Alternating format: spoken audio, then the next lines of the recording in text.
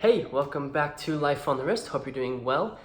Our topic today is to discuss the best entry-level Patek Philippe for those of you who are trying to upgrade your watch collection to buying a piece in the Holy Trinity, which includes Patek Philippe, Audemars Piguet, and Vacheron Constantin. Before we dive into which watch it is and why I believe it is the best entry-level Patek Philippe, there are a few assumptions that I've made before I start talking about my conclusion. The first one is that you want to buy a modern Patek Philippe. There are a lot of vintage Patek Philippes you can probably find for a cheaper price, but the assumption that I'm making right now is that you want to buy a modern Patek Philippe. The second assumption is that you don't mind buying secondhand pieces.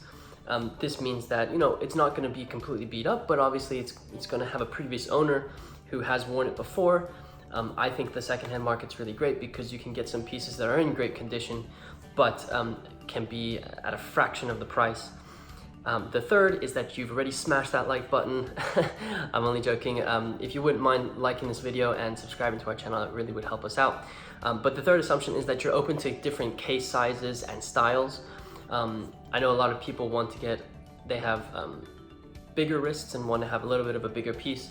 The one that I'm going to discuss today, you have to have an open mind on sizes, and it's not going to be exactly a sports watch. So the watch that I think is the best entry-level Patek Philippe that you can get right now is the reference 5196J. It is the Patek Philippe Calatrava. I'm sure you all have heard about this watch. It's very simple. It has hours and minutes hand with a sub-second dial at 6 o'clock. This is a really beautiful watch from Patek Philippe, and I think it definitely is the best entry-level watch that you can get from them in the modern line that they have. Obviously, using my assumptions as guide for my conclusion here. The case measures 37 millimeters in diameter. It's made of 18 karat yellow gold, so it has a very beautiful shine to it. The movement that is in the watch is the manual wind caliber 215 PS. Obviously, this is an in-house movement from Patek Philippe. It's made up of 130 parts that are hand assembled. It beats at 28,800 vibrations per hour, which is about 4 hertz. So you're getting a very accurate movement when you're buying this piece. It has about 44 hours of power reserve, and the case it's got smooth finishing on the top of it, and then on the sides it's brushed. It has brushed sides and lugs.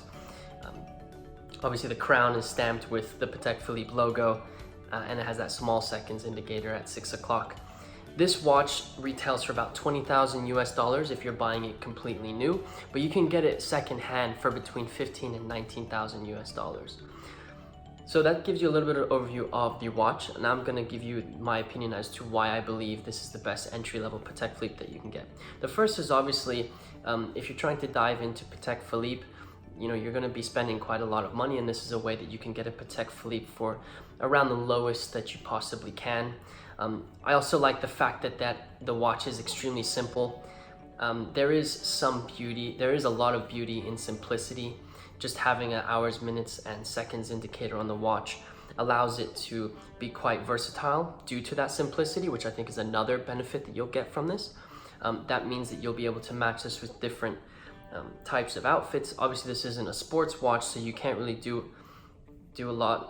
It's not going to be that sporty look that you're looking at, but it's definitely a classic design that you can wear to work. You can wear it every day as long as you're not running around with it. It's on a leather band, so it doesn't come with a bracelet, so you're not going to want to do things like exercise in it like you can with some other watches.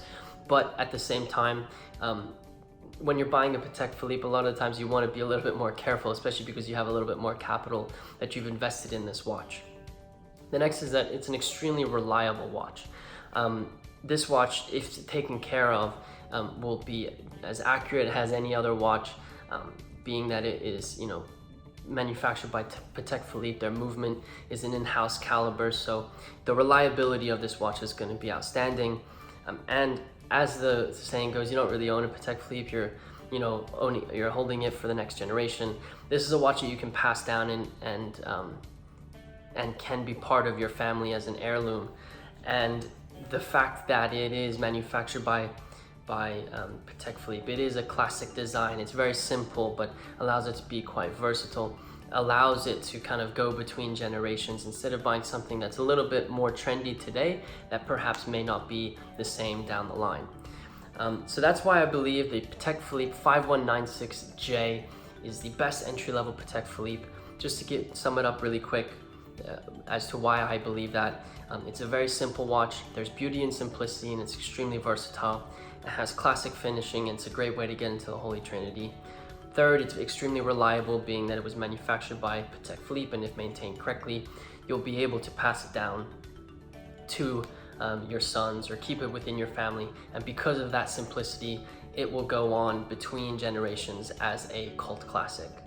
So if you have made it this far, if you wouldn't mind liking and subscribing to this YouTube channel, it really would help us out. We basically post videos about watches. We post them 3 times a week, and we try to mix it up with the types of topics that we talk about. So like and subscribe. Let me know what you think about the Patek Philippe 5196J.